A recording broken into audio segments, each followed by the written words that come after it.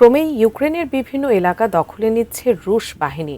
রাশিয়ার প্রতিরক্ষা মন্ত্রণালয়ের দাবি, তারা ইউক্রেনের আরও দুটি শহর নিজেদের নিয়ন্ত্রণে নিয়েছে।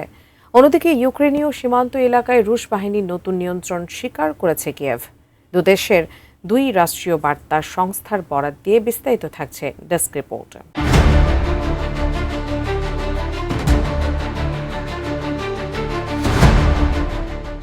রাশিয়ার প্রতিরক্ষা মন্ত্রণালয় ৯ আগস্ট এক বিবৃতিতে জানিয়েছে, রুশ বাহিনী দোনেৎস্ক পিপলস রিপাবলিকের ভাসিউতিনোস্কো এবং তোরেস্কো অঞ্চল দুটি নিজেদের দখলে নিয়েছে। মন্ত্রণালয়ের তথ্য অনুযায়ী ভাসিউতিনোস্কো অঞ্চলটি মুক্ত করেছে রাশিয়ার দক্ষিণ সেনাদল। অপরদিকে তোরেস্কো অঞ্চলটি নিজেদের অধীনে নিয়েছে তাদের কেন্দ্রীয় বাহিনী। এই দুই অঞ্চলের নিয়ন্ত্রণ হারানো ইউক্রেনীয় বাহিনীর জন্য বড় ধাক্কা বলে মনে করছেন বিশ্লেষকরা।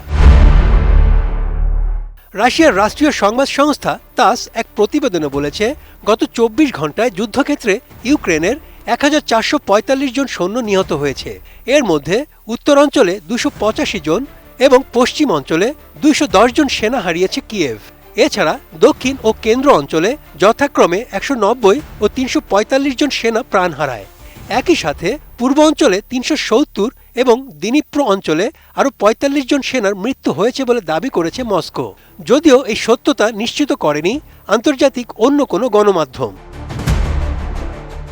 বসুন্ধরা টিস্যু, অশুদ্ধতার বিরুদ্ধে এক বিন্দুও ছাড় নয়।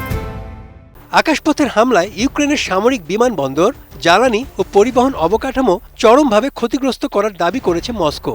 বিমান হামলা ছাড়াও রুশ গোলন্দাজ ও ক্ষেপণাস্ত্র বাহিনী কিয়েভ বাহিনীর বিভিন্ন সেনা সমাবেশ লক্ষ্য করে হামলা চালিয়েছে।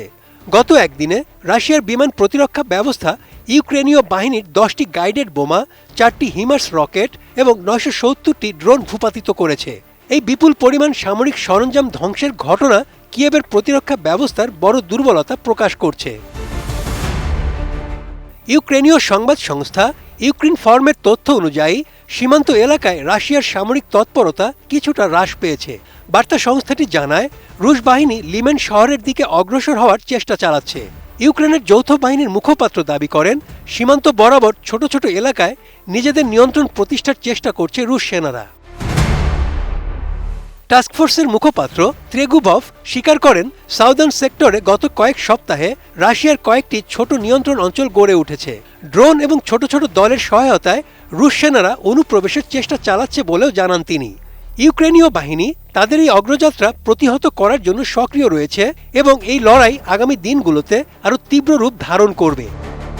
Desk report, ATN news.